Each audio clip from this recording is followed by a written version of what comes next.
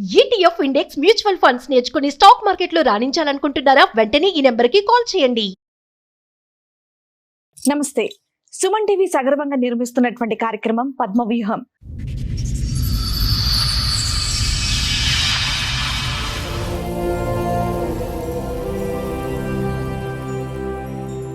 నేను బీటెక్ చదువుకున్నాను, software ఇంజనీర్లో job చేస్తాను. హస్బెండ్ కూడా సాఫ్ట్వేర్ ఇంజనీర్.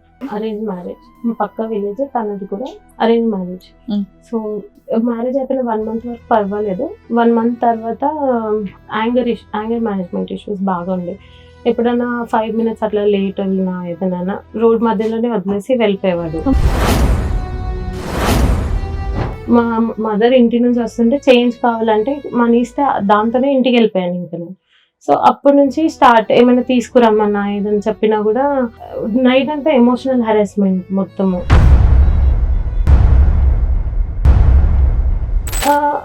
తను ఏంటి అంటే మొత్తం నేను సాలరీ వెళ్ళిపోవాలి. ఏదైనా నాకు అవసరం ఉంటే 10-20 రూపీస్ అయినా సరే అవి నేను నీకు ఇచ్చేస్తాను, నువ్వు మాత్రం మొత్తం నీ సాలరీ అంతా నాకు క్రెడిట్ చేసేయాలి. ఇంకా బాబుతోని ఒక 15-16 lakhs వరకు నాతో మనీ తీసుకొని అపార్ట్మెంట్ లో ఫ్లాట్ కొన్నాడు. ఎవరి పేరు మీద కొన్నారు? అది ఆయన తన పేరు మీదే కొన్నారు. మనీ మాత్రం నా దగ్గర నుంచి తీసుకొని వెళ్ళారు.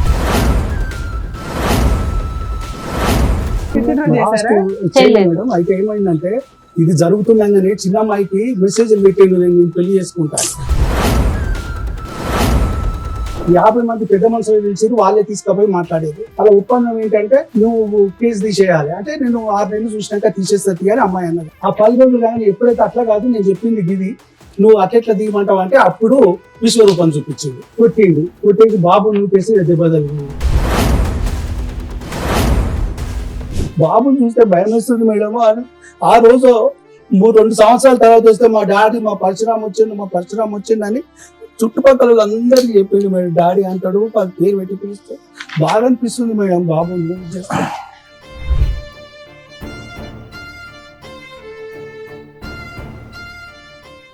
సార్, మేడం సంధ్య గారు ఆవిడ సమస్య చెప్పుకోవడానికి ఎక్కడి వరకు వచ్చారు, ఆవిడ సమస్య ఏంటో అడిగి తెలుసు. ఓకే సంధ్య గారు రండి.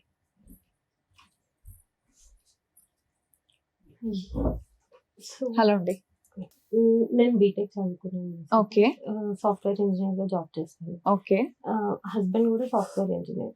ఓకే. Arrange marriage. మా పక్కన విలేజ్. ఎక్కడండి మీరు? ఎక్కడి నుంచి వస్తున్నారు? వరంగల్. వరంగల్ నుంచి వస్తున్నారు. మా పక్క విలేజ్, తనది కూడా అరేంజ్ మ్యారేజ్. సో పెళ్ళైన 1 month వరకు ఫైన్, పర్వాలేదు, బాగానే ఉన్నారు. ఎంత కాలం అవుతుంది? 6 years. 6 years అవుతుంది. ఓకే. 5 years బాబు. ఓకే. మీ ఏజ్ ఎంత అప్పుడు? 30. 24 కి మ్యారేజ్ అయింది. 24. అతను బీటెక్ ఏనా? తను కూడా బీటెక్. ఇద్దరు హైదరాబాద్ లో వర్క్ చేశారు. ఇద్దరం హైదరాబాద్ లోనే వర్క్ చేస్తాం. చెప్పండి. Love marriage arrange marriage. So తను మా పక్క విలేజ్. మ్యారేజ్ అయిపోయిన 1 month వరకు పర్వాలేదు. 1 month తర్వాత యాంగర్ మేనేజ్మెంట్ ఇష్యూస్ బాగా ఉండే. ఎప్పుడన్నా 5 minutes అట్లా లేట్ వెళ్ళినా ఏదైనా రోడ్ మధ్యలోనే వదిలేసి వెళ్ళిపోయేవాడు. చాలా సార్లు మేము ముందు అత్తాపూర్ సైడ్ ఉండేవాళ్ళం, ఆఫీస్ కి దగ్గర అవుతుందని. ఇట్లా ఒకరోజు మా పేరెంట్స్ వాళ్ళ ఇంటికి వెళ్తే లేట్ అయిపోయింది. సో 5 minutes లేట్ అయినందుకు 7-8 ఆ టైంలో, అది కొంచెం ఏరియా కూడా నాకు అంతగా తెలీదు, రోడ్ మీదే నన్ను వదిలేసి ఆయన వెళ్ళిపోయారు. నేను మనీ అప్పుడు క్యాష్ క్యారీ చేసేదాన్ని కాదు. మా మదర్ ఇంటి నుంచి వస్తుంటే చేంజ్ కావాలంటే మనీ ఇస్తే దాంతోనే ఇంటికి వెళ్ళిపోయాను ఇంకా నేను. సో అప్పటి నుంచి స్టార్ట్, ఏమైనా తీసుకురమ్మన్నా ఏదని చెప్పినా కూడా నైట్ అంతా ఎమోషనల్ హెరాస్మెంట్ మొత్తము. రాగానే నన్ను కొత్తిమీర తెమ్మని పంపిస్తావా, అట్లాంటి అన్ని చిన్న వాటికి నైట్ అంతా గొడవ పెట్టేసి చాలా మొత్తం ఎమోషనల్ గా డ్రైన్ చేసేసి. ఇంట్లో ఎవరెవరు ఉంటారండి? నేను, హస్బెండ్. అప్పటికి మాత్రం ఇద్దరమే. 1 month అయింది అప్పటికి. ఎక్కడ ఉంటారు? వాళ్ళు ఊర్లో ఉండేవాళ్ళు. 2 months. You weren't working when you were married అమ్మా? అప్పుడు మీరు పని చేయట్లేదు? I was working. You working? మరి ఎందుకు ఫైనాన్షియల్ గా అతనికి ఏదో ఎక్కడ దింపేస్తే డబ్బుల గురించి అవన్నీ తను ఏంటి అంటే మొత్తం నేను ఏం నా ఏం సాలరీ సంపాదించినా అతని అకౌంట్ లో వెళ్ళిపోతుంది. వెళ్ళిపోవాలి. ఏదైనా నాకు అవసరం ఉంటే 10-20 రూపీస్ అయినా సరే అవి నేను నీకు ఇచ్చేస్తాను, నువ్వు మాత్రం మొత్తం నీ సాలరీ అంతా నాకు క్రెడిట్ చేసేయాలి టోటల్ కంట్రోల్. మొత్తం. అట్లా స్టార్టింగ్ లో అంతేమీ కంట్రోల్ చేయకపోతుండే ఫైనాన్షియల్ గా, మిగతావి ఎమోషనల్ గా ఇట్లానే డ్రైన్ చేస్తుండే. తర్వాత 2 months అప్పుడు మా అత్తయ్య వాళ్ళు వచ్చారు. వాళ్ళు అప్పటికి బాగానే ఉండింది కొంచెం.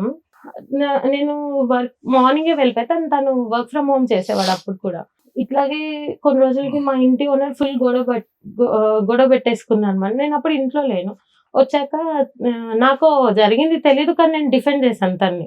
డిఫెండ్ చేసి అక్కడి నుంచి తీసుకొని వేరే చోటికి షిఫ్ట్ అయిపోయాం మొత్తం. దేనికి సంబంధించి గొడవ ఏంది తెలుసా? స్టార్టింగ్ వచ్చేసి తనకి మేము షిఫ్ట్ అవ్వడం ఇష్టం లేదు.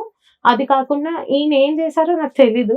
ఎప్పుడైనా వాళ్ళతో ఏం మిస్బిహేవ్ చేశారో నాకు తెలియదు, కానీ ఆ మీనింగ్ లోనే కొంచెం ఆమె అబ్యూజివ్ గా మాట్లాడింది ఆయనతో. కానీ నాకు అంతా తెలియకపోయినా నేను ఒకదాన్నే ఉన్నాను అక్కడ సపోర్ట్, కానీ నేను డిఫెండ్ చేసి తీసుకొచ్చేసాను ఇంటికి. తర్వాత ఆయన 1 month అట్లా పూణే వెళ్ళిపోయాడు. నేను మా ఇంట్లోనే ఉండేదాన్ని. మా ఎప్పుడు జరిగిందండి ఇది?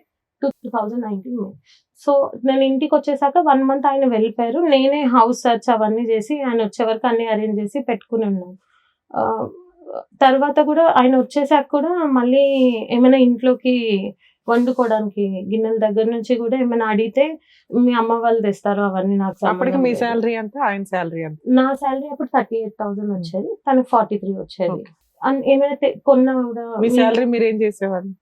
25,000 అట్లా ఇద్దరికి. మ్యారేజ్ అయిన 1 month కి 25,000 ఇద్దరం సేవింగ్స్ కి వేసుకునేవాళ్ళం. మిగతావి మా దగ్గర ఉండేవి, అవి కూడా ఇంట్లో ఖర్చులకి వాటికి అయిపోయేది. తను ఏం చెప్పాడంటే వాళ్ళ సిస్టర్ కి 3 lakhs అట్లా పెళ్లి అప్పుడు ఒప్పుకున్నాము, అవి చేయాలంటే టైం పడుతుంది, నీ శాలరీ ఇంట్లోకి వాడేసుకుంటే నేను ఇక్కడ సేవ్ చేసుకుంటాను మా చెల్లికి అంటే ఓకే అట్లా కూడా పర్వాలేదు ఫైన్ అనేసి వదిలేదు. తర్వాత తను ఊరికే ఇట్లాగే హరాస్ చేసి, నేను ఎప్పుడు మా వాళ్ళకి చెప్పలేదు. నేను ఎల్డర్ డాటర్ మా ఇంట్లో, ఎంతమంది? చెల్లెలు ఇంకా ఇద్దరు ఉన్నారు. సో నేను ఎప్పుడు చెప్పలేదు వాళ్ళకి అప్పటి వరకు. కానీ రోజు ఇట్లా మెంటల్ టార్చర్ ఎక్కువైపోయింది నైట్ టైం.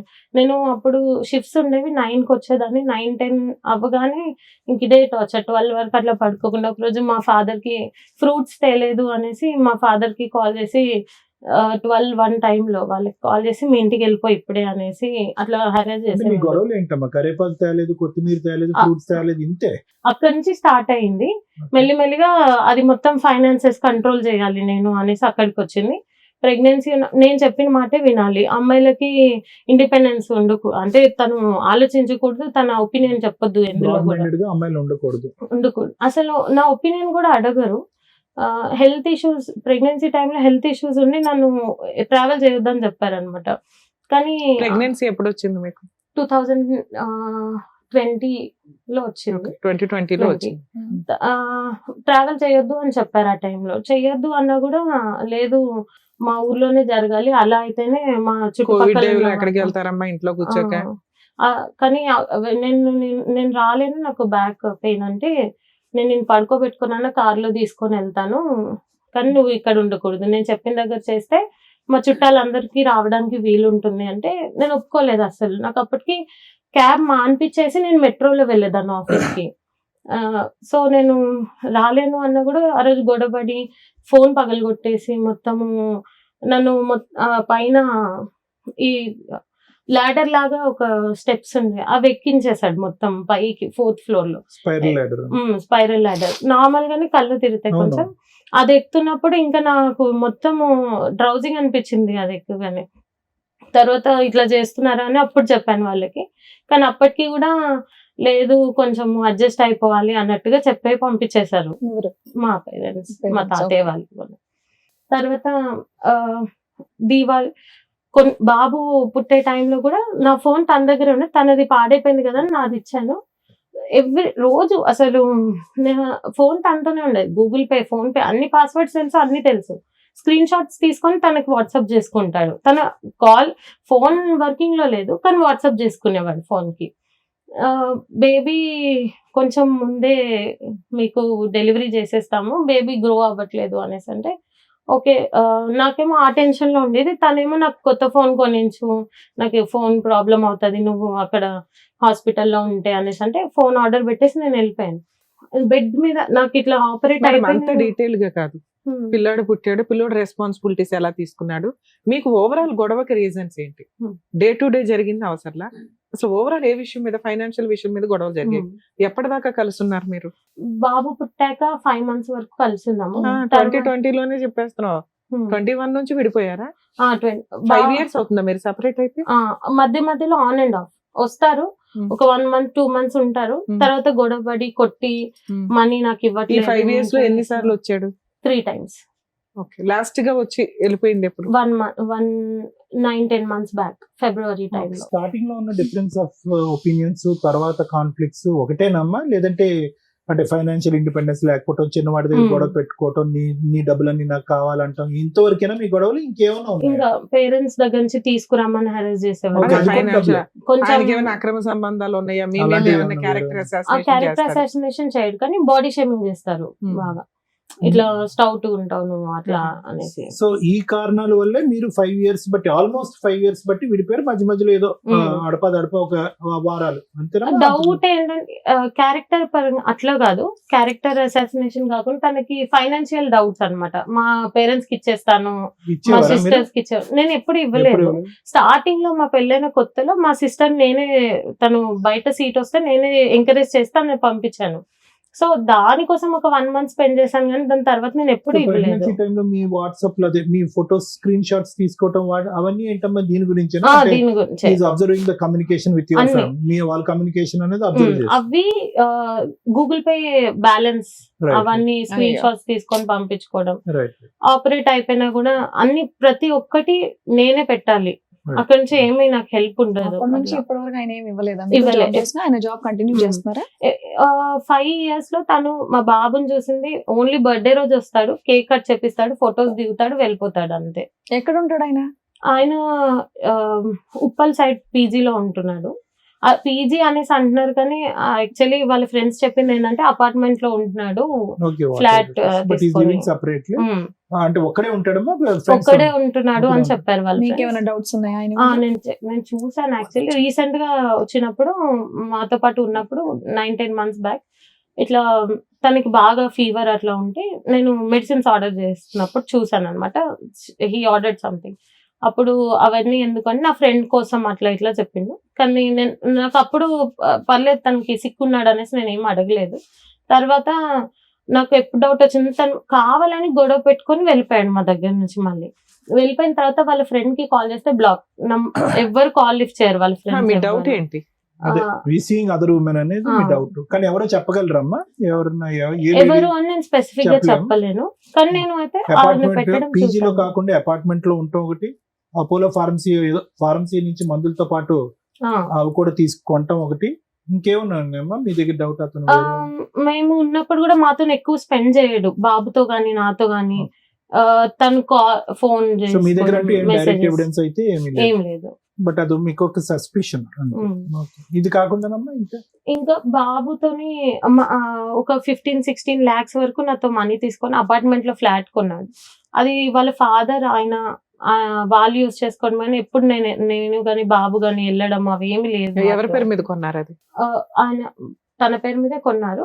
మనీ మాత్రం నా దగ్గర నుంచి తీసుకొని వెళ్ళారు. ట్రాన్సాక్షన్ ఏమైనా నడిచిందా? Online transaction? చిట్స్ మేము పే చేసినాము, వాళ్ళ దగ్గర నుంచి తీసుకొని వెళ్ళిపోయారు అనమాట. నేను పే చేసినవి కూడా తనే తీసుకొని మీరెందుకు ఊరుకున్నారు? ఆ టైంలో మంచిగానే ఉంది కొంచెము. అంటే ఆ టైంలో మా మామయ్య వల్గర్ లాంగ్వేజ్ యూజ్ చేసి కొట్టడానికి వచ్చినప్పుడు ఈయనే సపోర్ట్ చేసి పంపించారు నన్ను. మీ ఫాదర్ వస్తారంటే అమ్మ నువ్వు ఉన్నంత కాలం చిట్టీలు వేసి 25,000 అనుకుని మీరు 25,000 కట్టింది ఏదైతే ఉందో, ఆల్రెడీ డే 1 నుంచి మీకు ఫైనాన్షియల్ గొడవలే ఎన్ని మాట్లాడుకున్నా కూడా. అట్లాంటప్పుడు 15 lakhs చిట్టి ఆయన తీసుకొని వెళ్ళిపోతుంటే ఈయన బాగున్నాడు కదా నువ్వు ఎట్లా నమ్ముతావు? డే 1 నుంచి గొడవలు జరుగుతున్నాయిగా. ఈ డబ్బుల కోసం బాగున్నాడు ఈ 4 రోజులు. నెక్స్ట్ మీకు ఆల్రెడీ ఏ రోజు కూడా ఈ 5 years లో 3 times వచ్చి 3 months ఉన్నాడు. అయినా మీరు ఎందుకు ఎంటర్టైన్ చేస్తున్నారు అతను? నేను మనీ పంపించకపోతే మా ఫాదర్ కి వాళ్ళకి కాల్ చేసి హరాస్ చేయడం, నేను సూసైడ్ చేసుకుంటాను, నాకు మెంటల్ ప్రెషర్ ఎక్కువ అయిపోతుంది అలా చెప్తే నువ్వెందుకు నమ్ముతావు, ఎందుకు అంటావు? కదా ఈ 5 years లో ఎంత మొత్తం పంపించారమ్మా అతనికి టోటల్ గా? చిట్టీల డబ్బు ఎంత? అదో 15 లక్షలు. అది 15 అది lakhs. కాకుండా కాకుండా వాళ్ళ ఫాదర్ వాళ్ళ టర్మ్ ఇన్సూరెన్స్ దగ్గర నుంచి ఓలా ఊబర్ అన్ని ఇంట్లో సామాన్ దగ్గర నుంచి అన్ని నేనే చూసుకునేదాన్ని. ఇంట్లో అవన్నీ మనిషి లేడు, కాపురం లేదు, అదే ఏమీ లేదు, పైగా బిడ్డకు ఒక నీకు తండ్రి రూపాయి లేడు. ఇవ్వాల్సింది పోయి ఎదురు అన్ని లాక్కుంటుంటే ఎందుకు ఫండ్ చేస్తున్నావు అంటే ఎప్పటికైనా అతని మనసు కరుగుతుందనా? Actually Huh?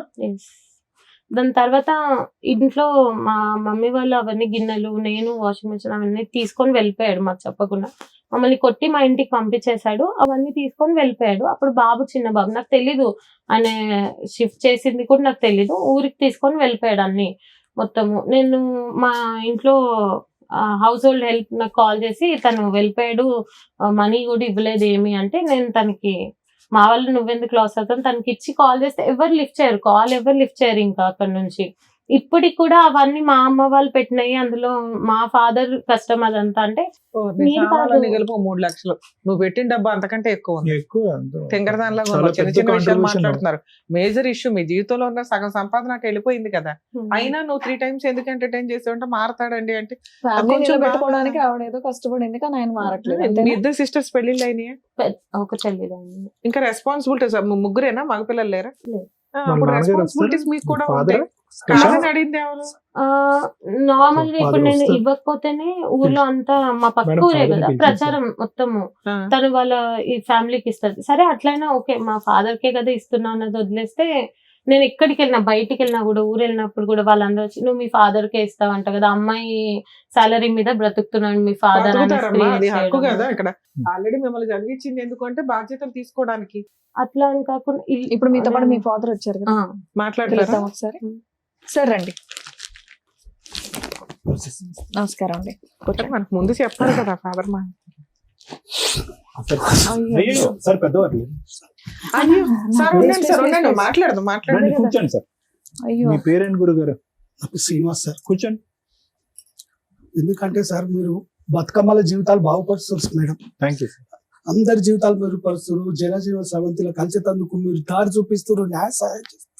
మా బిడ్డది లక్ష్మి, సరస్వతి, పార్వతి గారు ముగ్గురిని అన్నాం మేడం. ఇంకా ఆడపిల్లలు ఉంటే కూడా నాకు హ్యాపీగా స్వీకరిస్తాను. అంతే తప్పితే నేను వాళ్ళ భారం అనుకోని అందరు నన్ను ఆడపిల్లల అని ఆశ్చర్యపోయి, నాకు భయం ఏం లేదు సార్. మంచిగా అనిపిస్తారు తర్వాత. కానీ ఇంత కానీ కొంచెం లాంగ్వేజ్ కొంచెం గలీజ్ కావద్దని చెప్పేది. నీకే పుట్టిండు నా మన్మడని 3 సార్లు నాకు ఆడు దరిద్రుడు. పనికిరాని నీచు. ఎదవలేండి, నీకు ఆడి కష్టం. మాటలకి ఏం లేండి. మీరు గుండె కూర్చోండి. రాక బతుకమ్మ ఆడి సార్. బతుకమ్మలను ఇంట్లోకి వస్తేనేమో బొమ్మలాగా చూస్తున్నారు, దేవుళ్ళు అమ్మలాగా చూస్తున్నారు. ఏందో దరిద్రం అర్థమైతే లేదు మేడం. మీలాంటి వాళ్ళు మాత్రమే, ఒక రమ్య మేడం గారు, ఒక సార్, ఒక శ్రీవాణి మేడం గారు, ఇలాంటి వాళ్ళు మాత్రమే ఈ సంఘాన్ని బాగు చేయగలరు. దయచేసి గుర్తు పెట్టుకోండి మేడం. ఆడపిల్లల జీవితం మీకు ఎప్పటి నుంచో నేను అభిమానిని, మీకు నేను ఎప్పటి నుంచో చూస్తున్నాను. సార్ ప్లీజ్ కూర్చోండి. కూర్చోండి శ్రీనివాస్. ఎన్నో కుక్కలు మరుగుతూ ఉంటాయి సార్. కుక్క ఎందుకు మరుగుతున్నావు మనం అడగం కదా. ఆడపిల్ల ఆమె రూపాయి కాంచి ఆమె పెట్టాలి. రూపాయి నువ్వు చెప్తున్నావు, తర్వాత చూసుకుందాం పెట్టు. మొత్తం దాదాపు 15-16 లక్షలు సార్. కాపురం చేయనప్పుడు ఇప్పుడు కాసులు ఎందుకు సార్? ఇంత దారుణం అంటే దారుణం. కేసు ఉంటే కూడా మేము 498 వేస్తే 498 అన్ని పాలత కేసులు అంటారు. మేము చెప్తే వాళ్ళు కేసు కట్టారుగా మేడం.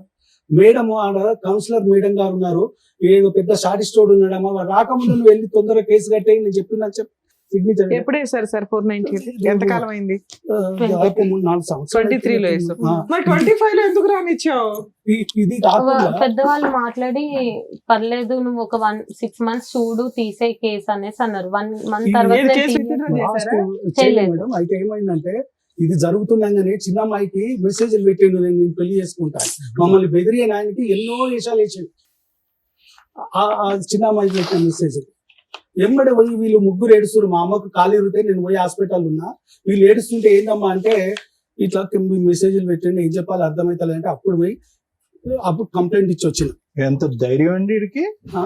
అది కాకుండా మొన్న అందరు చెప్తే 4 నెలల 5 నెలల క్రితం మాట్లాడి తోలితే ఏది దొడ్డిదారిన లోక్ అదాలత్లా తీసేయాలి కేసు అని ఒత్తిడి తెచ్చింది. ఒత్తిడి వేస్తే ఈ అమ్మాయి అనేది నన్ను రమ్మలేదు 50 మంది పెద్ద మనుషులు పిలిచిరు, వాళ్ళే తీసుకుపోయి మాట్లాడారు, దూరం తీసుకపోయి. అలా ఒప్పందం ఏంటంటే నువ్వు కేసు తీసేయాలి అంటే నేను 6 నెలలు చూసినాక తీసేస్తుంది అని అమ్మాయి అన్నది. వచ్చినాక ఎక్కలేని ప్రేమలతో పోసిందంట 10 రోజులు. ఆ 10 రోజులు కానీ ఎప్పుడైతే అట్లా కాదు నేను చెప్పింది గిది, నువ్వు అట్లెట్లా తీయమంటావు అంటే అప్పుడు విశ్వరూపం చూపించిండు, కొట్టిండు, కొట్టేసి బాబు నూకేసి దెబ్బ తగిలింది. అప్పటిదాకా ముందో వెనుకో దగ్గరికి పోయేది అలా డాడీ దగ్గర. బాబుని చూస్తే భయం వేస్తుంది మేడం. ఆ రోజు 2 సంవత్సరాల తర్వాత వస్తే మా డాడీ మా పరశురామ్ వచ్చిండు అని చుట్టుపక్కల అందరికి చెప్పిండు మేడం. డాడీ అంటాడు, పేరు పెట్టి పిలుస్తే బాగా అనిపిస్తుంది మేడం బాబుని. అందు గురించి అంటే బాబు ఉన్నాడు కదా, కలిసి ఉండాలి. తర్వాత ఇంకో 2 ఉన్నారు. ఇది చదవచ్చా సార్? వీడు మీ రెండో అమ్మాయికి పెట్టిన మెసేజ్ చదవచ్చా ఇక్కడ? చదవండి సార్ దయచేసి. ఇది ఏం రాశాడంటే చూడండి, ఇది కొన్ని అర్ధరాత్రి మెసేజ్ కూడా కాదు, ఇది సాయంత్రం 6:30కి మెసేజ్. శ్రావణి నీకు ఒకటి చెప్పాలి శ్రావణి, ఇప్పటికి లేట్ అయ్యింది అంటే అమ్మాయి పాపం చెప్పండి అని అంది. I wanted to propose you in a best moment if I could have seen you before marriage. అంటే పెళ్లికి ముందు నువ్వు కనిపించుంటే నేను నీకే ప్రపోజ్ చేసి ఉండేవాడు. నాకు ఆ అవకాశం మిస్ అయిపోయా. నువ్వు ఎలా రిసీవ్ చేసుకుంటావో నాకు అర్థం కాలేదు. ఇదిగో నా నా నా మనసులోంచి చెప్పేటటువంటి మాట, నువ్వు నా బెటర్ హాఫ్ కింద ఉంటావా for the rest of my life. Don't I deserve A true caring sweet person like you. నీలాంటి అద్భుతమైన మనిషి నా జీవితంలో ఉంటావు అన్నది నాకు కావాలి. నువ్వు ఉండటానికి నువ్వు రెడీయా. అందునుంచి నేను ఇది ఎక్స్ప్రెస్ చేస్తున్నాను. ఇది ఏమన్నా ఒపీనియన్ ఉంటే కనుక వెంటనే నాకు తెలియపరచు. ఏందమ్మా ఇడు దమ్ము, ఇడు ధైర్యం, ఇడు.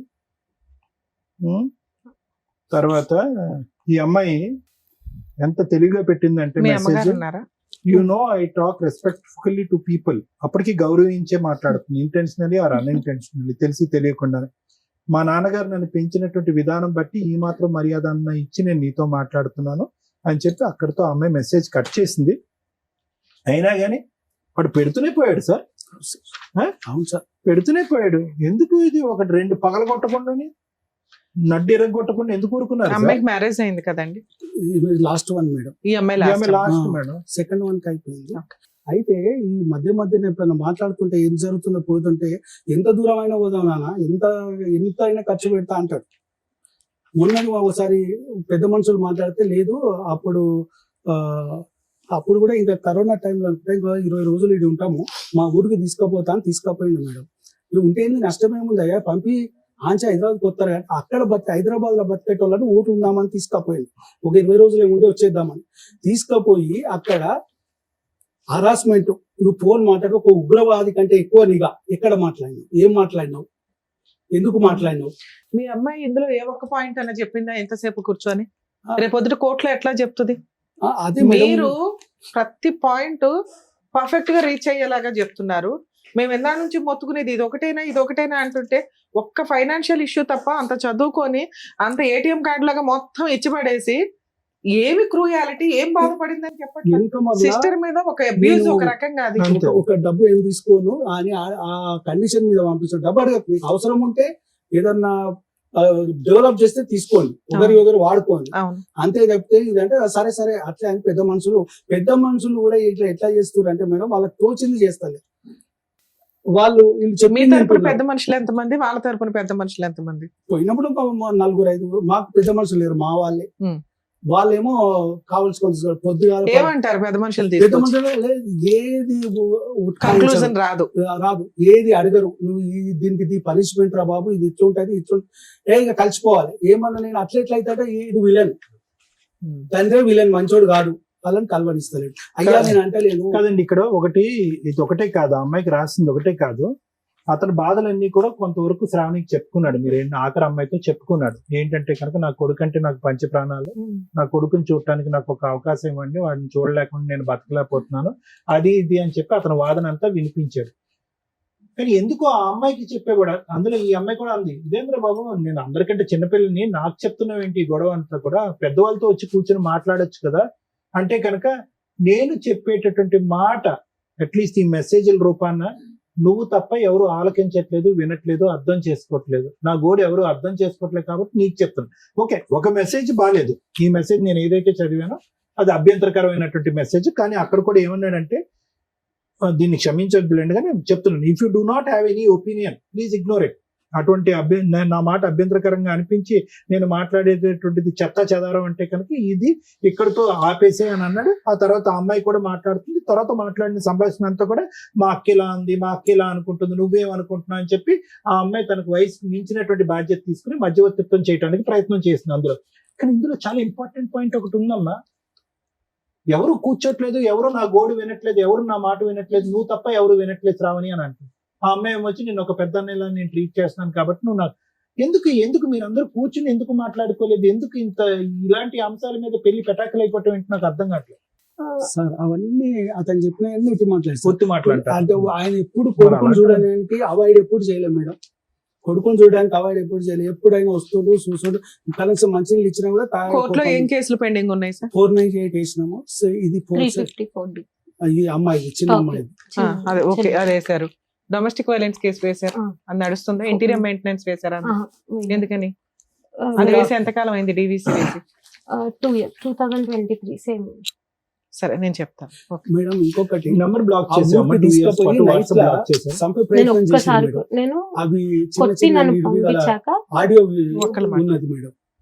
ఆమె కొడుతుంటే ఒక సార్ మీకు కోర్టులో కేసులు నడుస్తున్నాయి, పెద్ద మనుషులు పంచాయతీలు నడుస్తున్నాయి, కొంచెం వెల్ సెటిల్డ్ ఫ్యామిలీ, అడ్వకేట్స్ ని పెట్టుకోగలిగారు, కెపాసిటీ ఉంది. ఇక్కడ ఏమి ఎక్స్పెక్ట్ చేసి వచ్చారు? అదే మేడం ఒకటి ఆ ప్రాబ్లం చేస్తలేడు. ఇప్పుడు ఆమె ఇల్లు కట్టుకుంది మేడం, దాదాపు 1.5 లోన్ తీసుకుంది. నేను కొంత ఇచ్చేసాను. ఎవరు మీ అమ్మాయి సొంతగా ఒక ఇల్లు కట్టుకుంది? ఎప్పుడు ఎంతకాలం అయింది కొని? ఒక 1 year ఓకే. అతను విడిపోయినాక లాస్ట్ గా తర్వాత కొన్నావా? గృహప్రవేశం ఒకదాని చేసావా? మీ ఆయన వచ్చాడు? నేను ఒకదాన్ని, మమ్మీ జస్ట్ పూజ చేసినాం. అంతే. అయితే దాదాపు ఆమెకి ఇచ్చినవి, ఆమె సంపాదించినవి వేరే వేరే కాకుండా ఒక 20 లక్షల దాకా అప్పయింది మేడం. కనీసం అవన్నీ అంటే ఇటు ఇటు పెడుతుంది. కొంచెం అవన్నా సరే, కేసు ఎట్లా నడిస్తే అట్లా, దేవుడు ఎట్లా చేస్తారో ఇలాంటి న్యాయం చేస్తారు. కనీసం అవన్నీ ఇస్తేనన్నా ఆమె అప్పులు కట్టుకుంటుంది. సరే వచ్చి కాపురం చేసుకొని నిమ్మలంగా ఆయన రూపాయి పెట్టొద్దు అమ్మాయి సార్. ఇప్పుడు 11 అవుతుంది. ఈ టైంలో ఫోన్ చేయడం కూడా పర్లేదు కరెక్ట్ కాదు. యాక్చువల్ గా కొంచెం ముందు అయితే నిజంగా మీ అల్లుడు ఫోన్ చేసి మాట్లాడి మా వంతు ప్రయత్నం నేను చేశాను. నేను చెప్పేది చెప్పుకుంటున్నా మేడం. అయితే కనీసం ఆయన ఏ కేసులు అక్కర్లేదు, మీ దగ్గర వచ్చి మీరు మంచిగా సార్ కౌన్సిలింగ్ చేస్తే ఏ కేసు అక్కర్లేదు, కాపురం చేస్తే ఓకేనా? ఓకే మేడం, కానీ మంచిగా ఉండాలి. ఈ అరాజ్ కాదండి, ఒపీనియన్ కదా ఇంపార్టెంట్. చెప్తున్నానా? మీరు చెప్పండి. ఆయన వచ్చినా కూడా 1 month maximum 1 month. Okay, what ever has happened in the past is past. ఇక్కడ నుంచి యు వాంటింగ్ ఒక కౌన్సిలింగ్ చేసి మిమ్మల్ని ఇద్దరిని కలిపి భార్య భర్తలుగా ఒక కొడుకు ఈ వాతావరణాన్ని నువ్వు ఊహించుకోగలుగుతున్నావా? ఆ నమ్మకం మీకుందా? అది కావాలని కోరుకుంటున్నావా లేదా? కావాలా వద్దా? ఎన్వైరన్మెంట్ అసలు ఆయన క్రియేట్ చేయడు. ఒక హోమ్లీ. నీకు నమ్మకం ఉందా లేదా అని అడుగుతున్నాను నాన్న. లేదు. నాన్నగారు ఏమంటున్నారంటే మీరు మేడం మీరందరూ కౌన్సిలింగ్ చేసేసుకుని అతను బ్రెయిన్ మార్చేసి కూర్చోపెట్టి కలిపండి అని అంటున్నారు. నీకు నమ్మకం లేకుండా ఆ ప్రయత్నం చేయడం కూడా వేస్ట్. మొత్తం హాస్టల్ ఎన్వైరన్మెంట్ ఉంది. హాస్టల్ ఎన్వైరన్మెంట్ లో నీకు ఏం రిస్క్ ఉందని అనుకుంటున్నావు? నీకు ప్రాణభయం ఉందా? ఉంది, నాకుంది, బాబుకి కూడా. అసలు బాబుని వీడియో కాల్ చేసి చూస్తాను. 4 years అవుతుంది. ఒక్కసారి నేను బ్లాక్ కొట్టి నన్ను పంపించాక నువ్వు ఎందుకు కొడతాడమ్మా? సారీ, మనీ ఇవ్వకపోతే నేను ఇవ్వను. మనిషి ఏమన్నా తాగడు. తన దగ్గర ఉండాలి అంతే. అతనేమన్నా మీ మీద కేసులు వేసాడా? లేదు, నేను చేసినవన్నీ ఫాల్స్ కేసు. కాదు. ఇప్పుడు ఒకటి గురువు గారు, మీరు పెద్ద మనసుతో ఒక ఆడపిల్ల జీవితం, మీ కొంత కూతురు పరువు గురించి అవనియండి, కాపురం కాపాడాలి, కుటుంబం నిలవాలి అనే ప్రయత్నంతో మీరు ఇక్కడ కూర్చోండి. కానీ అటువైపు మీ ఉన్న బిడ్డ ఈ రోజు మీరు ఇందాక అన్నారు, నా బిడ్డను నా గుండెల్లో పెట్టుకుని సాక్కుంటాను, నాకేం లేదన్నారు. అటువంటి బిడ్డ ఈ రోజు ప్రాణభయంతో అక్కడ అంటుంది. ప్రాణభయం అని చెప్పినా కూడా మీరు కౌన్సిలింగ్ చేసేసేయండి, ఏదో విధంగా కలిపేయండి అంటే కనుక మళ్ళీ మీరు ఇందాక నిలబడి మాట్లాడిన మాటలకు వెనక్కి తీసుకోవాల్సి వస్తుంది. ఎందుకంటే మొన్నటి వరకు ఆమె ఇష్టంతోనే 3-4 నెలల క్రితము ఆమె ఇష్టంతోనే తీసుకొచ్చి మాట్లాడిపించి కూర్చున్నబెట్టి మాట్లాడిపించింది. అప్పటిదాకా ఆమె దగ్గర వ్యతిరేక భావం లేకుండా ఇప్పుడు వస్తుంది. ఈ 1 month నాకు అయినంత వరకు నేను ట్రై చేశాను చాలా, బాబు కోసము. బాబు ఎప్పుడు స్పీకింగ్ నాన్న, నీ పేరెంట్ బంగారు? శృతి. ఆనెస్ట్లీ స్పీకింగ్ ఒక మాట చెప్పాను, అసలు ఇక్కడ ఏ పద్ధతిలో అయితే ట్రై చేయాలో ఆ పద్ధతులు జరగలేదు. అసలు ఇది విడిపోకూడనటువంటి కాపురం. నిజంగా నా మనసులో మాట నేను చెప్తాను, ఇది there is no okay financial freedom లేదు, కొడతాడు, ఇవన్నీ కూడా ఇంకా ప్రతిదీ ఇలా విడగొట్టుకుని తుంచుకుంటూ పోతే అంటే ఇక్కడ కూడా ఒక మార్గం ఉంది. ఏంటంటే మ్యారిటల్ థెరపీ అంటారు, మ్యారేజ్ కౌన్సిలింగ్ అంటారు. బ్యూటిఫుల్ ప్రోగ్రామ్ అది. I asked him. ఎంత బ్యూటిఫుల్ ప్రోగ్రామ్ అంటే అది. అందులో యాంగర్ మేనేజ్మెంట్ జరిగిపోతుంది, overlapping of intersection, both personalities intercheck చేస్తాము, ఏమైనా అలవాట్లు ఉంటే మాన్పిస్తాము, ఆలోచన శైలి పెంపొందిస్తాం. ఒక బ్యూటిఫుల్ ప్రోగ్రామ్. అది చేయకుండా అంటే ఈ రోజు గట్టిగా కూర్చుని మాట్లాడుకుంటే 6 సంవత్సరాల పాటు మీ పెళ్లి అయ్యింది. నేను మాట్లాడేస్తాను, నేను కొద్దిగా 2 నిమిషాలు వినండి సార్. 6 సంవత్సరాల పాటు మీరు మ్యారేజ్ అయ్యింది. 6 సంవత్సరాల పాటులో గట్టిగా మాట్లాడుకుంటే ఒక్క బలమైన కారణం చెప్పండి డాక్టర్ గారు అంటే కనుక ఆర్థిక లావాదేవీ తప్ప ఏమీ లేదు ఇక్కడ. నాకు డబ్బులు కావాలి, నా డబ్బులు నా అకౌంట్ లో ఉండాలి, నేను కంట్రోల్ చేయాలి అనేటువంటిది. ఇది ముమ్మాటికి నేరమే. అది వాళ్ళు వంశపారంపర్యంగా వస్తుందా, వాళ్ళ ఇంట్లో ఆ కుటుంబంలో ఆనవాయితీయా, ఒక ఆడపిల్లను ఒంటరిగా ఎదగనివరా, పెద్దగా ఆలోచించనివరా, ఆర్థిక స్వేచ్ఛనివరా, తన కాళ్ళ మీద నిలబడినవరా అనేది ఆ అబ్బాయి ఆలోచన ఎందుకు అలా వచ్చింది అనేది నాకు అర్థం కావట్లేదు ఇప్పటికీ కూడా. సరే, ఆ ఆలోచనని కూడా మ్యారేజ్ కౌన్సిలింగ్ ద్వారా మార్చచ్చు. మ్యారిటల్ థెరపీ అంటారు. అది ఎక్కడ జరిగింది? ఇక్కడ ఏం జరగలేదు. అతను ఏమొచ్చి ఇది కావాలి అనేవాడు. అదేదో మిరపకాయలు, పచ్చిమిరకాయలు, ఆకుకూరల కాడి నుంచి మొదలు పెట్టి నీ డబ్బులు నాకు కావాలి, నా ఇది కావాలని అన్నా, అలాగే నువ్వు ప్రొవైడ్ చేయడం కూడా కొనసాగింది. ఎక్కడో చోట భిన్నమైనటువంటి ప్రయత్నం చేయాలేమో. ఎందుకు ఆ శ్రావణి ఇప్పుడు మీ చెల్లితో మాట్లాడుకునేటటువంటి సాధక బాధకాలు ఎందుకు మీ అందరితో ఎందుకు మాట్లాడలేదు?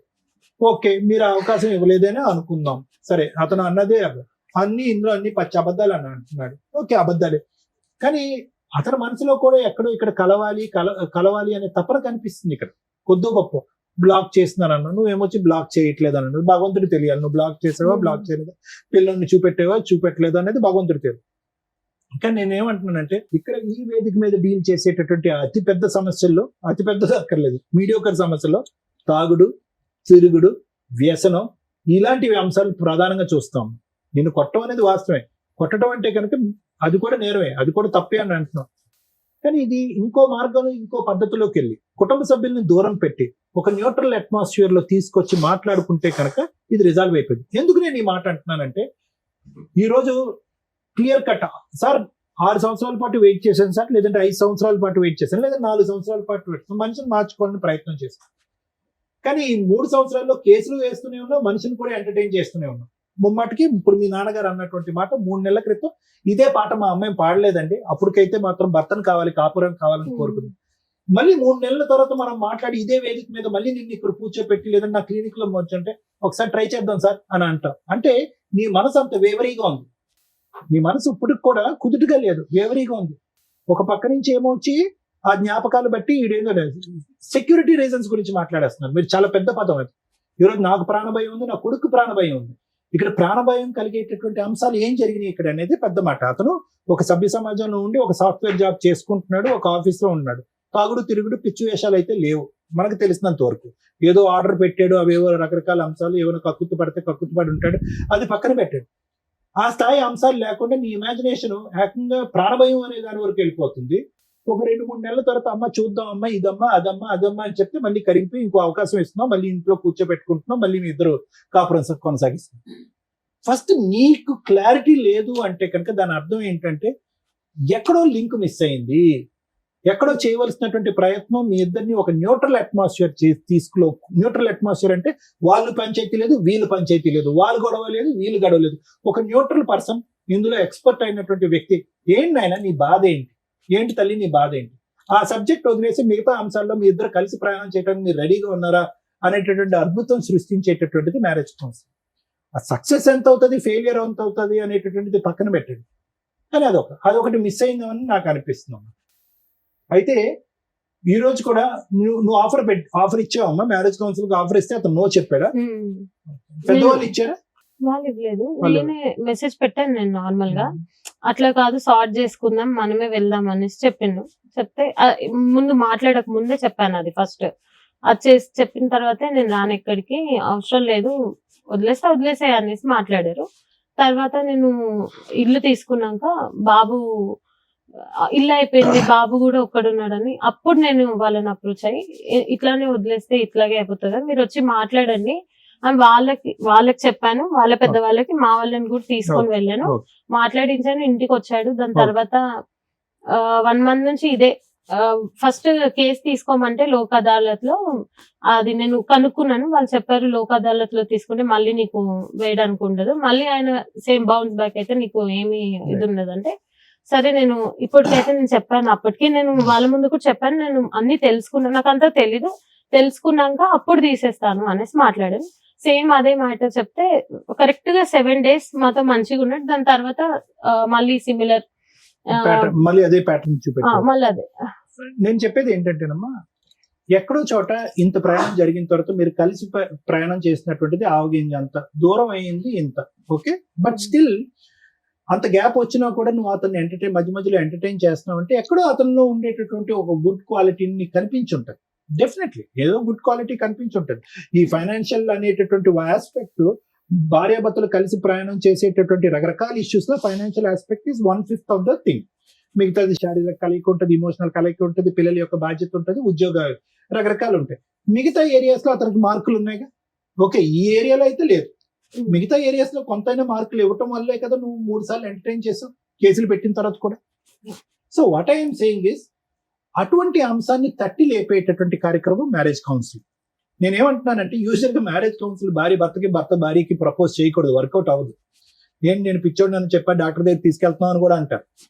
అదేంటి మనలో రిజాల్వ్ చేసుకునేది మూడో మనిషి ఎందుకు?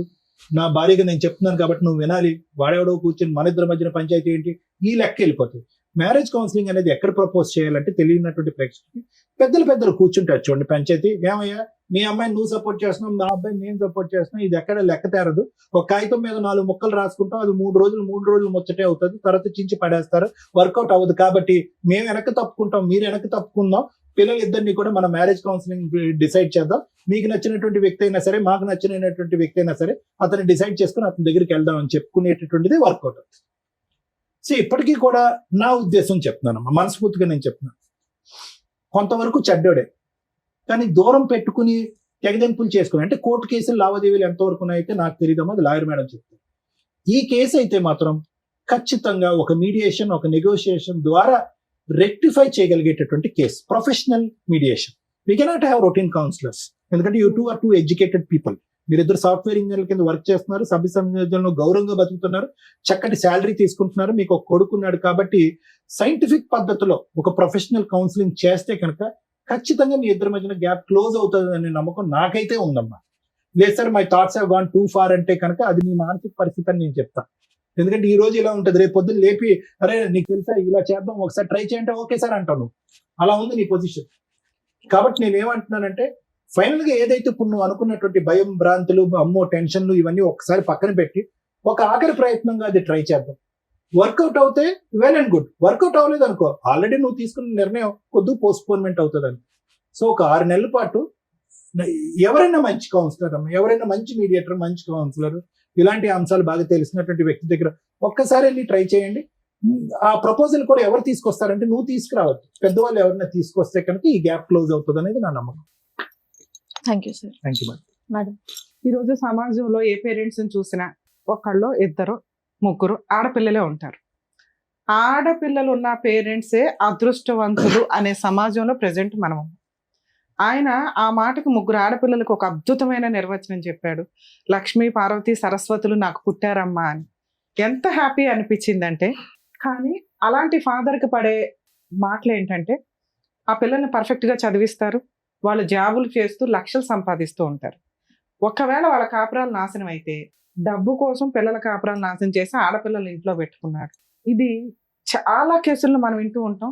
పేరెంట్స్ ఓవర్ ఇన్వాల్వ్మెంట్ వల్ల కాపురాలు నాశనం అయిపోయే స్టేజ్ నుంచి ఫైనాన్షియల్గా ఒక అమ్మాయికి ఫైనాన్షియల్ ఫ్రీడమ్ ఉంటే కాపురాలు నాశనం చేసుకుంటారు అనే స్టేజ్లో ఈ 2 మిక్స్ అయిపోయిన కేసు ఇది. ఒక రకంగా నిజంగా తండ్రి కూతురు కాపురం నాశనం చేశాడా, నిజంగా ఒక స్త్రీ ఫైనాన్షియల్ ఫ్రీడమ్ వల్ల, వ్యక్తిగత స్వేచ్ఛ ఎక్కువగా ఉండడం వల్ల కాపురం నాశనం చేసుకుందా, లేదా భర్త మంచోడు కాదా అనే పాయింట్స్ ఈ కేసులో మాట్లాడుకుంటే తను కాపురం చెయ్యాలా వద్దా అనేది మాట్లాడొచ్చు. ఎప్పుడైనా కాపురం చెయ్యాలి అంటే అది లీగాలిటీ ఎంటర్ అవ్వక ముందే జరగాలి. వన్స్ లీగాలిటీ ఎంటర్ అయిపోయినాక ఆ నిలబడే కాపురాలు చాలా రేర్ ఈ రోజున మాట్లాడితే. 498 2023లో ఫైల్ చేసేసి ఆ తర్వాత జరిగిన మర్డర్ కేసులు, అటెంప్ట్, సెక్సువల్ అబ్యూజ్లు జరిగిన కేసులు రేపటి రోజున ఒక మచ్చ సరస్వతి మీద వేసేశారు. ఆ పిల్లకి ఇంకా పెళ్లి కావాలి. వీళ్ళు చేసిన పని ఆ పిల్ల జీవితకాలం ఆ ఎఫ్ఐఆర్ తోటి ఆయన చేసిన పనికిమాలిన మెసేజ్కి దాన్ని పాపులర్ చేసుకోవడం వల్ల ఆ పిల్ల మీద మచ్చ పడుతుంది. రేపొద్దుట ఎవరన్నా పెళ్లి చేసుకుంటే ఈ తొక్కుల కేసు కనిపిస్తుంది. మీకు అర్థం అయ్యిందా? ఆ మెసేజ్ని మీరు ఇలా పెట్టుకొని డెసిషన్ తీసుకోవాల్సింది పోయి లీగల్ గా మనకేదో అద్భుతాలు జరుగుతాయని ఒక తప్పు చేయని పిల్ల క్యారెక్టర్ని, ఎందుకంటే సమాజంలో ముందు ఆడపిల్లనే అంటారు, ఆవిడ తప్పు చేసిందా తప్పు చేయలేదా ఈ పక్కన పెట్టండి. అతను లీగల్ సపోర్ట్ కోసం అయి ఉండొచ్చు. కర్మ ఏంటంటే ఈ కేసులో అతను ఎవరో మాకు తెలియపోయినా మాకున్న సీనియారిటీ మీద అతను కరెక్టే, ఈవిడ కరెక్టే. అర్థమవుతుందా? మరి ఈ కాపురం నిలబడుతుందా నిలబడదా అనే పాయింట్స్ మనం మాట్లాడదాం. అతను కరెక్ట్. ఏ రకంగా కరెక్ట్? పిల్లాడిని తాపత్రయపడిపోతున్నట్టు నాకు అసలు వీళ్ళు ఛాన్సే ఇవ్వట్లేదు, సో ఫైనాన్షియల్ గా మేమిద్దరం ఒకటే కాబట్టి నేనే లీడరు, ఎందుకంటే మా ఆవిడ సంపాదన అంతా వాళ్ళ నాన్న తినేస్తున్నాడు, వాళ్ళ అమ్మ నాన్న తినేస్తున్నారని. అమ్మాయి జాబ్ చేస్తుంటే మ్యారేజ్ టైంలోనే ముందుగా మాట్లాడుకోండి మీ అమ్మాయి శాలరీ ఏం చేస్తారు అని. ఆ టాపిక్ రాలేదు మేడం, మేము మాట్లాడలేదంటే కాపురాలు నాశనం అయిపోతాయి. 50,000 సాఫ్ట్వేర్ లేకపోతే ఏదైనా ప్రొఫెషన్ లోనో ఉంటే అమ్మ మా అమ్మాయికి శాలరీ ఇదిగోండి, పెళ్లికి ఎంత అప్పు అవుతుంది, మాకింత రెస్పాన్సిబిలిటీ. కూతుర్లు ఇళ్లే, బాధ్యతలు ఇళ్లే తీసుకోవాలి కదా. 5 ఏళ్ళు తీసుకుంటారా 10 ఏళ్ళు తీసుకుంటారా? జీవిత కాలంలో వీళ్ళ శాలరీలోంచి పేరెంట్స్ కి ఎంత ఇస్తారు? కర్మ ఏంటంటే ఆడపిల్లల దగ్గర బతకడానికి కూడా తల్లిదండ్రులు అసహ్యంగానో లేకపోతే సమాజం ఏమనుకుంటుందో అనే భయంతో బతుకుతారు. అప్పుడు వాళ్ళని పోషించడానికి ఫైనాన్షియల్ సపోర్ట్ చేయాలి. వాళ్ళ దగ్గర ఆస్తులు ఉంటే ఓకే, లేదా ముగ్గురు ఆడపిల్లలు షేర్ చేసుకొని ఫైనాన్షియల్ గా మిమ్మల్ని చూడాలి. అది తప్పు పని కాదండి. ఎవరు మిమ్మల్ని వేలుపెట్టి ఏం చూడరు కూడా. మీ దగ్గర ఉన్నా అలా ఇవ్వడం వాళ్ళకి ఆనందం ఒక రకంగా. అది ముందుగా మాట్లాడుకోండి. ఎందుకంటే హస్బెండ్ వాళ్ళ కట్నాలు తీసుకునేటప్పుడు తక్కువ కట్నం ఏదో అనుకొని అబ్బా అమ్మాయి ఈ రోజు 50 తర్వాత ₹1,00,000 ₹1,00,000 సంపాదిస్తుంది, నెలకు 1,00,000 సంవత్సరానికి 1,00,000 వస్తాయి అనుకుంటే కుదరదు. ఇవి ముందే మాట్లాడుకుంటే ఈ ఫైనాన్షియల్ విషయం మీద గొడవ జరగదు. ఇలా ఫస్ట్ టాపిక్, మేడం మా ఇద్దరికి ఇంత శాలరీ, నాకు 35 ఆయనకు 45, 25 ఇద్దరు పర్సనల్ గా దాచు, సూపర్. మిగతాది ఇద్దరం కలిపి మాట్లాడుకున్నాం, ఇల్లు నడిపిస్తామని. ఈ పెచ్చది ఏం చేసిందంటే ఈ పార్టీకి కూడా ఆళ్ళకే వెళ్లేలాగా చిట్టి మొత్తం ఇచ్చింది. ఈ హస్బెండ్ కి మార్కులు ఎక్కడ పడట్లేదు, ఆయన మాట్లాడిన పాయింట్స్ దగ్గరే మాటలు పడట్లా. ఒకటి, భార్యకి ఎంత ఫైనాన్షియల్ ఫ్రీడమ్ ఇవ్వాలో చూసుకోవాలా. తల్లిదండ్రుల కోసం ప్రాపర్టీ కొని భార్య అప్పటిదాకా సంపాదించిన 15 లక్షలు డిపాజిట్ చేసి తీసేసుకున్నాడు చిట్టీల రూపంలో. అంటే ఫైనాన్షియల్ గా అతను గ్రిప్ తీసుకోవాలనే చూసుకుంటున్నాడు డే 1 నుంచి. అలాంటి వ్యక్తితో ఈవిడ ఎక్కువ కాలం బతికిద్దంటే 10 years తర్వాత మళ్ళీ ఇక్కడే కూర్చుంటుంది. ఎందుకంటే ఇప్పుడు సొసైటీ కోసం పిల్లల కోసం అడ్జస్ట్ అయ్యింది అంటే రేపటి రోజున ఈ ఫైనాన్షియల్ క్రష్ ఏదైతే ఉందో తను భరించలేదు. ఎందుకంటే 2 lakhs అవుతుంది, 3 lakhs అవుతుంది. 2 lakhs ఆయనకి ఇవ్వాలంటే ఇవిడ చేసేది ఏంటి? ఇప్పుడు ఆయన చేస్తున్నది ఏంటి? ఇంట్లో ఆవిడ ఎదురుగా ఒక రూమ్మేట్ లాగా అన్ని షేర్ చేసుకుంటున్నప్పుడు తను నేనేం చేయగలను అనేది ఉంటుంది.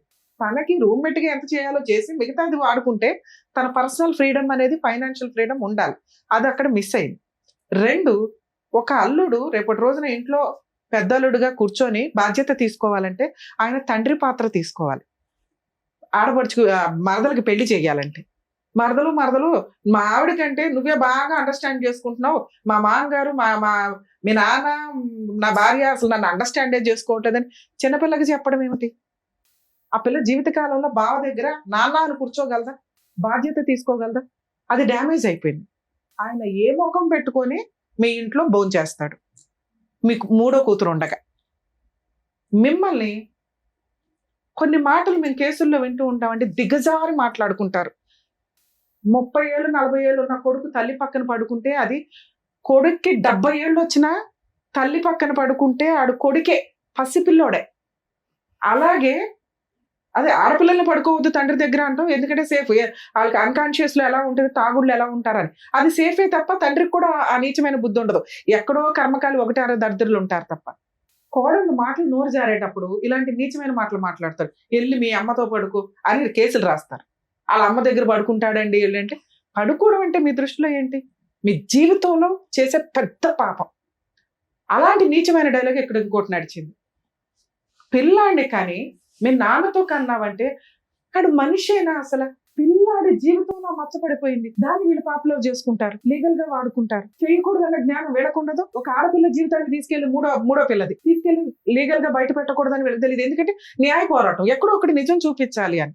ఈ రకంగా ఒక పసి పిల్లోడి మీద మచ్చపడింది చెయ్యని తప్పుకి, ఒక మూడో కూతురి మీద మచ్చపడింది, దానికి అసలు తెలియని కూడా తెలియదు. ఇంత నీచమైన సమాజంలో మనం ఉన్నాం.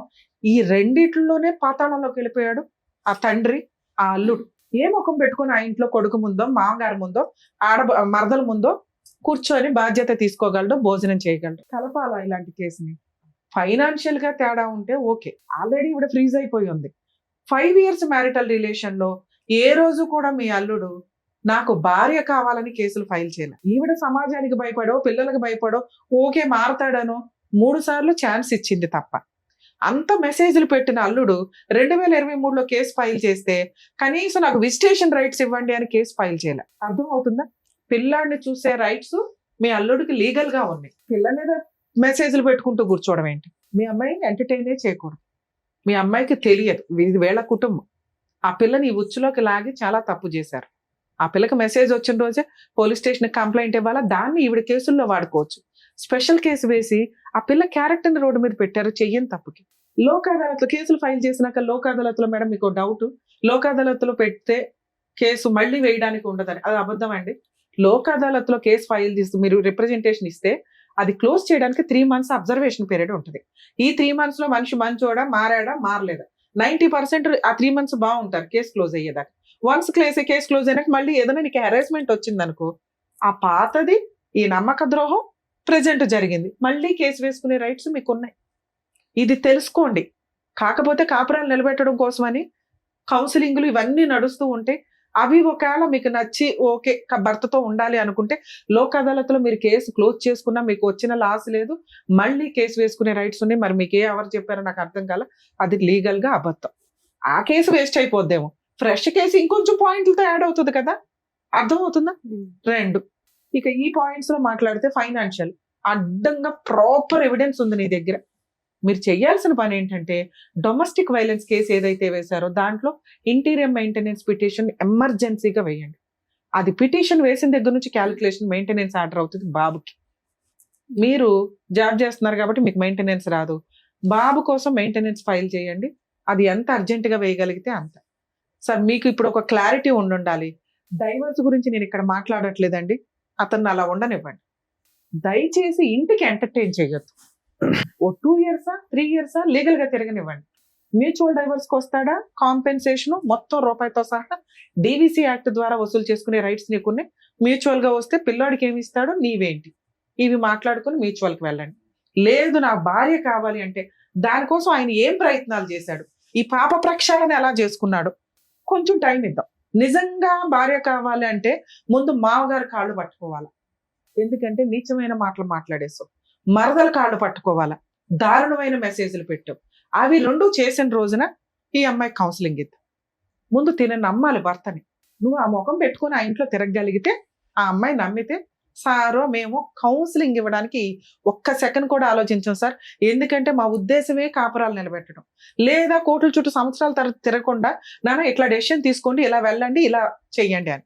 ఇక్కడ మీకు మేము ఇవ్వగలిగే సజెషన్, ఆ అబ్బాయితో ఇప్పుడే కౌన్సిలింగ్ వద్దు, ఇప్పుడే పంచాయతీ వద్దు, ఇప్పుడే సెటిల్మెంట్ వద్దు. ముందు మీ హక్కులు ఏంటి, మీకున్న పవర్స్ ఏంటో తెలియచేయండి. DVC యాక్ట్ లో ఇప్పుడు నాకు స్టేట్మెంట్ ఇచ్చారు కదా, ఇవన్నీ రూపాయితో సహా వడ్డీ వసూలు చేసుకునే రైట్స్ నీకున్నాయి.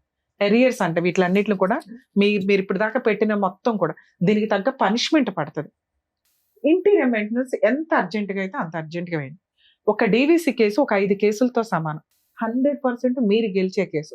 మీ దగ్గర ఉన్న ఎవిడెన్స్, మీరు క్రూయాలిటీ ప్రూవ్ చేయలేకపోవచ్చు, కానీ 498 కేసులో డౌరీ ప్రూవ్ చేయగలుగుతారు. అడిషనల్ డౌరీ హెరాస్మెంట్ మీకు ఆల్రెడీ ఆ సెక్షన్ ఇంక్లూడ్ అయింది. సెక్సువల్ అబ్యూజ్ ప్రూవ్ చేయగలుగుతారు. వాట్సాప్ ఆ మెసేజ్ ఉంది, దాంట్లో వాడేసుకుంటే సరిపోయిందనా. థర్డ్ పిల్లని మనం రోడ్డు మీద పెట్టామని నా బాధ, కానీ నడవనివ్వండి, ఆల్రెడీ మీరు పెట్టేశారు కదా. వేయడానికి ముందు నాతో మాట్లాడుంటే ఎక్కువ నిలబడతలేరు కదా మేడం, అందు గురించి. సార్ నిలబడడం కాదు, ఎంత న్యాయమో అంతే. ఆల్రెడీ పిల్ల ఇంకా కాపురం చేస్తే జీవితకాలం అయిపోయేది. 498 ఎందుకు నిలబడాలా? చాలు, ఒక 5 ఏళ్ళు నరకం పడతారు కదా, ఆడికి అది పనిష్మెంట్ చాలు. డొమెస్టిక్ వైలెన్స్ యాక్ట్ ప్రకారం మనకు రావాల్సింది రూపాయితో సహా రావాలి, పిల్లోడికి మెయింటెనెన్స్ రావాలి, కాంపెన్సేషన్ రా, ఇది చాలు. వాళ్ళు ఉరేసేయాలా? ఆయన చంపేస్తానంటాడు, ప్రయత్నాలు చేస్తాడు, కొడతాడు, ఫైనాన్షియల్ గా వాడేసుకుంటాడు కాబట్టి అమ్మాయి వెక్స్ అయిపోయి డమ్ గా కూర్చుంది. ఏం చెప్పాలో అమ్మాయికి అర్థం కావట్లే. అందుకనే టైం తీసుకోండి అని చెప్తాను. 2 years 3 years మనకి ఇప్పుడు డైవర్స్ తో అర్జెన్సీ లేదు. పసిపిల్లోడు ఉన్నాడు, తన ఇల్లు కొనుక్కొని తన కాళ్ళ మీద తను నిలబడుతుంది. ఇక్కడ ఏ మగాడు అవసరం ఆవిడకి లేదు. అవసరం ఉన్న రోజు ఆవిడ కాళ్ళ దగ్గరికి వస్తే ఇందాక నేను చెప్పిన 2 జరిగితే అప్పుడు కౌన్సిలింగ్ కోసం ఆలోచించండి. జరగలేదా ఆ అమ్మాయికి ఓటేయండి. ఆవిడ లైఫ్ ఆవిడ చూసుకోవడం ఆవిడకి తెలుసు. ఇక్కడ మీ మీద మచ్చపడుతుందా, సమాజం ఏమనుకుంటుందని తొక్కుల విషయాలు పక్కన పెట్టండి. ఆ 3వ పిల్లకి ఏ రకంగా గౌరవంగా 2వ అమ్మాయిని పంపించారో అలా పంపించడం మీ బాధ్యత. ఎవరు ఏమనుకుంటున్నారు అనేది పక్కన పెట్టండి సార్. పైన దేవుడు ఉంటారు, చూసుకుంటారు. నీచంగా మాట్లాడిన వాళ్ళ ఆలోచన విధానం రేపు ఉదయం సెకండ్ మ్యారేజ్ చేసుకుని అలాగే దరిద్రంగా ఉంటది, లేదా దానికి తగ్గ ఫలితం పడుతుంది. నాన్న మీరు పర్ఫెక్ట్ గా ఉన్నారు, మీ క్యారెక్టర్ బాగుంది, కానీ ఫస్ట్ లోనే డ్యామేజ్ అయిపోయింది మ్యారిటల్ రిలేషన్. ఆ ఫైనాన్షియల్ నువ్వు పట్టుకుంటే స్ట్రాంగ్ గా పట్టుకోవాలా, లేకపోతే వదిలేస్తే పూర్తిగా వదిలేయాలి. పట్టుకుంటూనే వాళ్ళు లాక్కునేలాగా చేసుకున్నావు. దానివల్ల నీకు ఇక్కడ నెగిటివ్ ఇంపాక్ట్ పడిపోయింది భర్త మీద, కుటుంబం మీద. అతను అట్లాంటోడే. ఆ రోజుల్లోనే ఇందాక సార్ చెప్పినట్టు పర్ఫెక్ట్ కౌన్సిలింగ్ వెళ్ళుంటే మీ మైనస్లు ఈ రోజున మొఖాలు చూసుకోకూడదు అనే స్టేజ్ లో ఉండదు. మీ కుటుంబంలో ఈ రోజు మీ హస్బెండ్ కూర్చొని మాట్లాడే పొజిషన్ కాదు. అర్థమవుతుంది, వాడు జీవితకాలం గిల్టీగానే ఉంటాడు. సో అది వర్కౌట్ అవ్వదు. అది వర్కౌట్ అవ్వాలి అంటే ఇందాక నేను చెప్పిన 2 జరగాలి. ఇలాంటి కేసుల్లో ప్లీజ్ మా రిక్వెస్ట్ అండి, కాపురాలు నిలబెట్టుకోవడానికి ఫ్యామిలీ కౌన్సిలింగ్ కి స్టార్టింగ్ లోనే వెళ్ళండి. మొహమాటమే లేదు. మీకు మీరే కరెక్ట్, అవతల వాళ్ళు కరెక్టే. ఒక్కసారి అవతల వాళ్ళ పాత్రలోకి వెళ్ళి తెలిస్తే కూర్చుంటే మీకు అర్థం అవుతుంది వాళ్ళు ఎంతవరకు కరెక్ట్ అని. అబ్బాయి మన అబ్బాయి, కూతురు మన అమ్మాయి అనుకుంటే ఆటోమేటిక్ గా కోడల వైపు మిస్టేక్స్ ఏంటో అత్తమామలకు అర్థమవుతాయి. మీ కూతురే కష్టపడుతున్నట్టు కాదు, కోడలు కూడా ఇంకోళ్ళకు కూతురే. అలాగే కొడుకు ఎట్లా కష్టపడుతున్నాడో అల్లుడు కూడా అంతే. దయచేసి కాపురాలు నాశనం చేసుకోకుండా ముందుగానే ఫ్యామిలీ కౌన్సిలింగ్కి వెళ్తే 90% కేసులు పర్ఫెక్ట్ గా నిలబడతాయని నా ఉద్దేశం. అందుకే సుప్రీంకోర్టు, జ్యుడిషియరీ కోట్లు ఖర్చు పెట్టి కౌన్సిలింగ్స్, 498లో కౌన్సిలింగ్స్, DVCలో కౌన్సిలింగ్స్, లోక్ అదాలత్లో కౌన్సిలింగ్స్ ఎవరే ఎక్కడ ప్రతి చోట ఇట్లాంటి వాళ్ళు కూర్చొని మాట్లాడాలంటే కుదరదుగా. ప్లీజ్ ఒకవేళ అక్కడ మీకు కుదరకపోతే ఇంకో చోటుకి వెళ్ళి పర్ఫెక్ట్ వ్యక్తుల దగ్గర ఫ్యామిలీ కౌన్సిలింగ్ తీసుకోవడానికి 100% ప్రయత్నించండి. ఎందుకంటే మీకు పుట్టిన పిల్లలు అనాథల్లాగా బతుకుతున్నారు సమాజంలో. ఆ పాపం మీదే. Thank you ma'am. Thank you. All the best ma'am. Thank you. సరే ఇస్తాను, తీసేసుకెళ్తారు.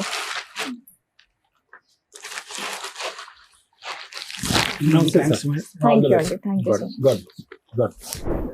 Thank you so much sir. Thank you so much madam. మరో కథతో మళ్ళీ కలుద్దాం.